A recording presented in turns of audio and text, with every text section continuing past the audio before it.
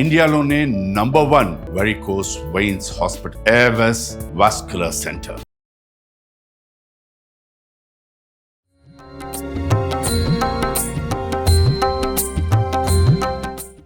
Avis hospital సమర్పించు Dasara special kitchen shoot కి స్వాగతం. నమస్తే రమగారు. నమస్తే జయ. రమగారు, దసరా శుభాకాంక్షలు అండి మీకు. దసరా శుభాకాంక్షలు జయ. మీకు కూడా దసరా సుమన్ టీవీ ప్రేక్షకులందరికీ ఎస్ దసరా పండుగ శుభాకాంక్షలు.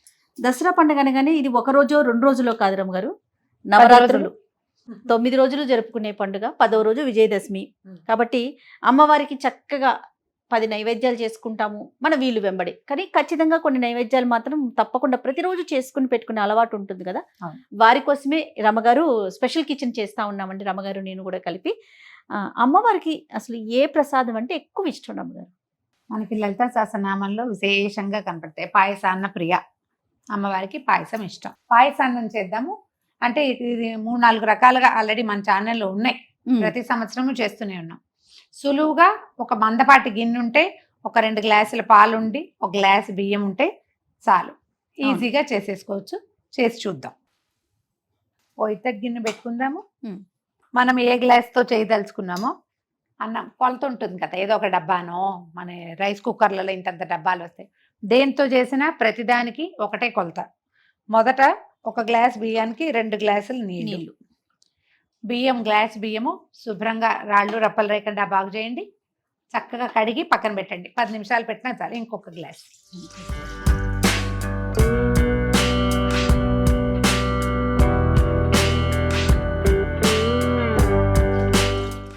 2 గ్లాసులు నీళ్ళు పోసాం. మనం కొలతకి ఏది పెట్టుకుంటే దాన్ని 1:2 అంతే. 2 గ్లాసులు నీళ్లు బాగా తెరలనివ్వండి. ఓ 2 గ్లాసులు 1 గ్లాసున్నర పాలు పక్కన పెట్టుకోండి. మొత్తం పాలతోటి వండొచ్చు, లేదా పాలు పైన పోసుకుని కూడా వండుకోవచ్చు. పైన పోసేది చూపిస్తున్నాను ఇప్పుడు. ఓకే. నీళ్లు మరిగే లోపల మనం బియ్యం కడిగి పక్కన పెట్టుకుంటాము. పాయసంలో మనం వేసుకోదలుచుకున్న కిస్మిస్లు కానీ, తర్వాత ఏమో జీడిపప్పులు ఉంటే అవి పక్కన పెట్టుకోవటము. బాదం పప్పులు వేయదలుచుకుంటే ఒక అరగంట సేపు నీటిలో నానబెట్టి సన్నటి చీలికలు చేసి చెక్కు తీసేసి చీలికలు చేసేయండి ఒకటి.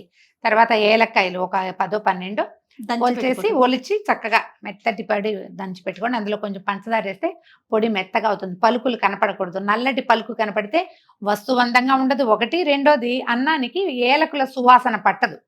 పొడి మెత్తగా అయిపోవాలి, నల్లగా కనపడద్దు. దాన్ని నూరాలంటే మనం పంచదార వేస్తే చక్కగా మెత్తటి పొడి అయిపోతుంది. అది చేసి పక్కన పెట్టుకోండి. ఇవి తెలిసిన వాళ్ళకే కాదండి, తెలియని వాళ్ళకి చెప్పడానికే ఈ పని.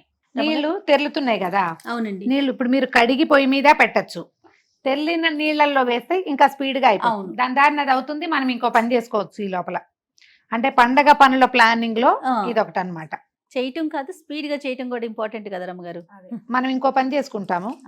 జాగ్రత్త, ఈ ఆవిరికి చేతులు కాలకుండా చూసుకోండి. కొద్దిగా ఒక 10 నిమిషాలు, పావు గంట సేపు నానిన బియ్యము తొందరగా ఉడుకుతుంది, ఎక్కువ మృదువుగా ఉంటుంది. అవును, నానిన బియ్యం, కొంచెం కాగిన నీళ్లు. బియ్యం ఎత్తి ఇందులో వేసేసేయండి. అన్నం ఉడకనివ్వండి. ఇది బియ్యం నీళ్ళంతా ఎగిరిన తర్వాత మనం పాలు పోసుకుంటాం. ఇందులో పాలు తక్కువ పడతాయి అంటారా రమ్మగారు? పాలు తక్కువ పడతాయి. నీకు పాలలోనే ఉడికిన అన్నపు రుచి వేరు, టెక్స్చర్ వేరు. అన్నము ఒక రవ్వ ఏమంటే మన బిరుసుగా కనపడుతుంది పాలలో ఉడికితే. మీరు రసప్తం పాయసాలు గమనించండి, ఎన్ని పాలు పోసినా కూడా అన్నం బిరుసుగానే ఉంటుంది. నీటితోటి ఉడికిన బియ్యమే ఎక్కువ మృదువుగా ఉంటుంది. పాయసానికి ఇది చిమడుడకాలి, అదనమాట పాయింట్. పాలు తగిలితే అన్నం తొందరగా ఉడకదు, ఉడుకు పట్టదు, ఎందుకు బిరుసెక్కుతుంది. ఒకసారి కదిపేసి అన్నం హైలో పెట్టేయండి, ఏం పర్వాలేదు. దగ్గర పడ్డాక పాలు పోసుకుందాం. ఈ లోపు ఇవి వేయించుకుందాం. ఈ లోపల మనం జీడిపప్పు కిస్మిస్ వేయించుకోవటము. తర్వాత మీ బెల్లం మీద మీకు అనుమానం ఉంటే కనుక బెల్లం కూడా కరిగించి పక్కన పెట్టుకోండి. నేను రెగ్యులర్గా అదే పని చేస్తా. చివరికి పోసుకుంటే పాలు విరక్కుండా ఉంటాయి. ఏదైనా ఇసుక మట్టి ఉంటే అవన్నీ మనం తీసేయగలుగుతాం. ఇది వేయించేద్దాం, బెల్లం కరగబెట్టేది. వెలిగించేనా? వెలిగించి కొద్దిగా నెయ్యి వేసుకుందాము.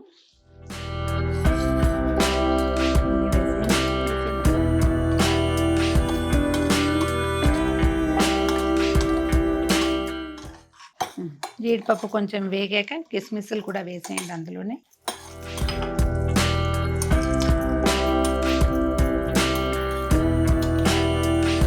నెయ్యి తగిలితే వాసనే వేరు, పండగ వాతావరణం వచ్చేస్తుంది. అవును రమ్మగారు. ఇది ఒకటి, కర్పూరం ఒకటి రమ్మగారు. అవును, కర్పూరం పులిహోరకి చూడండి ఇంగువ పడగానే ఎంత అద్భుతమైన వాసన అనిపిస్తుందో. బాదం పప్పులు వేసుకోదలుచుకుంటే అవి కూడా వేసుకోవచ్చు. బాదం పప్పుకి ఏంటంటే ఇట్లా వెంటనే వేయించడానికి ఉండదుగా, ఒక గంట అరగంట నానబెడితే కానీ ఆ తోలు రాదు. అవును, ఆ తోలు ఊడొచ్చాక సన్నటి చీలికలు చేసి కనుక ఉంచుకుంటే బాగుంటుంది, పాయసాల్లోకి రుచిగా ఉంటుంది. నేను ఇంకో పని చేస్తాను జయ, బాదం పప్పులు పొద్దున్న ఎందుకో కొందుకు నానబెట్టుకుంటాం, ఈ పిల్లలు తినడానికి దానికి పెట్టుకుంటాం కదా. దాన్ని ఏం చేస్తానంటే ఒక 10 8 బాదం పప్పుల్ని గ్రైండ్ చేసేస్తాను. పేస్ట్ చేస్తారా? పేస్ట్ అంటే అదే పలచగా గ్రైండ్ చేసి పక్కన పెడతా. పాయసంలో చివరికి పోస్తాను, పాయసం చిక్కగా అవుతుంది, రుచి చాలా బాగుంటుంది, భలే చిక్కగా అవుతుంది రమ్మగారు. ఆ గిన్నె పెట్టు, బెల్లం కూడా కరగబెట్టేసేద్దాం. ఒక గ్లాస్ బియ్యానికి గ్లాసున్నర బెల్లం వేసుకుంటే బాగుంటుంది. మీకు అది కొంచెం పలచగా లూజ్గా కావాలంటే అంత చారెడు పంచదార వేసుకుంటే అప్పుడు కూడా లూజ్గా ఉంటుంది. మామూలుగా మనం పండగల్లో సాధారణంగా అమ్మవారికి బెల్లం పాయసమే చేస్తాము. అవును, కొద్దిగా నీళ్ళు పోయి, కొలత ఏం లేదు, ఊరికే బెల్లం తడిసేదాకా చాలు. జయ చూడు, మనం పోసిన నీళ్లు దాదాపుగా బియ్యం పీల్చేసినాయి. అవునండి. ఇట్లా దగ్గరకు వచ్చేసి మనం ఉడికేటప్పుడు హోల్స్ పడ్డట్టు కనిపిస్తుంది కదా, కొత్తలాడుతుంది. అన్నం ముప్పాతికి ఉడికిపోయింది చూడు. ఈ మిగిలిన పావు భాగాన్ని మనం ఒక 2 గ్లాసుల పాలతోటి ఉడికిద్దాం. 2 గ్లాసులు నీళ్ళు పోసాం కదా, అవునండి, ఇంకో 2 గ్లాసుల పాలు. మీరు హోల్ మిల్క్ పోసుకోండి, మీ దగ్గర టోన్డ్ మిల్క్ ఏమైనా ఉంటే అది వేసుకోండి, మీ ఇష్టం. అమ్మగారు పోసేస్తున్నారా? 2 కప్పుల పాలు పోసేద్దాము. ఓకే, పోసి దీన్ని బాగా దగ్గర పడినిద్దాం. దీన్ని ముట్టుకునే పని లేదు, గరిట పెట్టకపోయినా పర్వాలే. ఒకవేళ ఈ గిన్నె చిన్నది పెట్టారు అనుకుందాం, చిన్నది పెట్టి పాలు పొంగుతాయన్న భయం ఉంటే అప్పుడు ఇందులో గరిట ఉంచండి, పొంగకుండా పడిపోకుండా ఉంటాయి.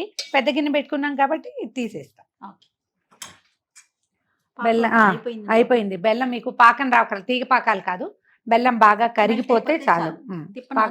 ఏమక్కర్లేదు, వదిలిపెట్టేద్దాం.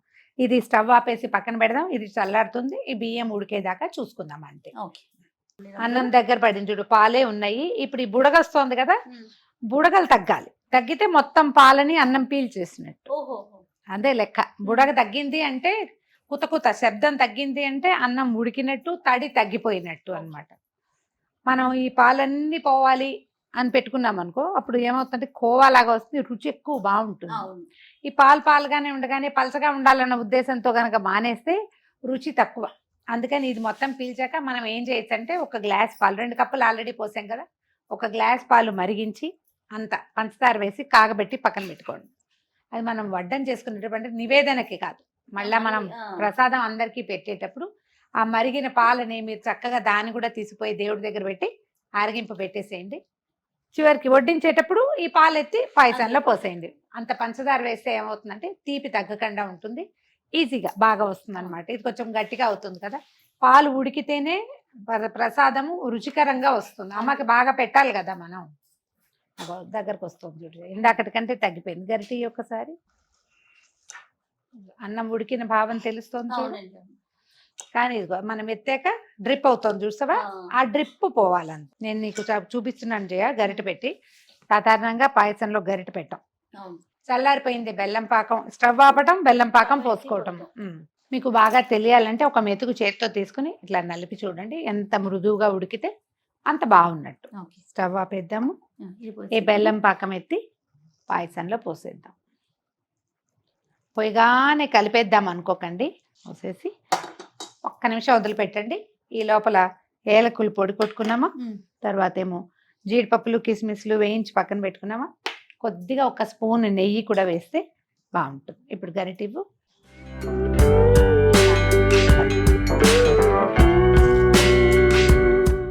పాకంలోనే అన్నం ఉడకాలి అనేది పాలు పోసినప్పుడు పెట్టుకోవద్దు, ఎందుకంటే ఈ రోజుల్లో మనం బెల్లాన్ని నమ్మలేకపోతున్నాం. పాడైతే మనకి మనం ప్రసాదం చేయబోతాము, టైం కూడా ఉండద్దు మనకి. చూడ అందంగా ఉంది రంగు. దీని మీద వేడి పాలు కనుక అంటే చల్లారి పెట్టుకున్నా పర్వాలేదు, కాగిన పాలు పోసుకుంటే మనకి పల్చగా వస్తుంది అన్నమాట.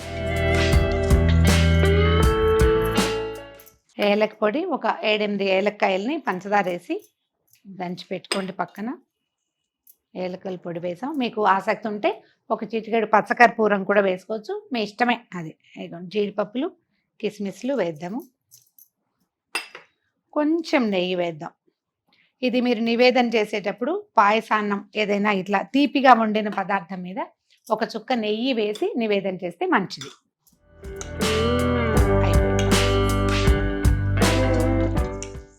పరమాన్నం అంటాము, క్షీరాన్నం అంటారు, మాకు పాయసం అనే అలవాటు. బియ్యం పాయసం, అన్నం పాయసం అంటారు పిల్లలు, ఎలా కావాలంటే మేము అట్లా. పరమాన్నం అంటాం రమ్మగారు. అదే ఇదిగో చక్కగా వేరే మంచి పాత్రలో పాత్రలో తీసుకొని పెట్టుకుని చక్కగా నివేదన చేసేసుకుందాం.